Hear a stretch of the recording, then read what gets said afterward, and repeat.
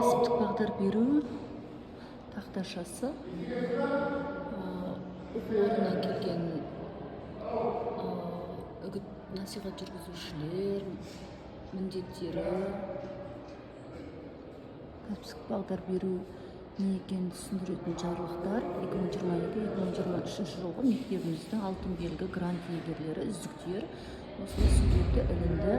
Және де кәсіптік бағдар берудің 2022-2023 жылғы міндеттері осылай ілінді.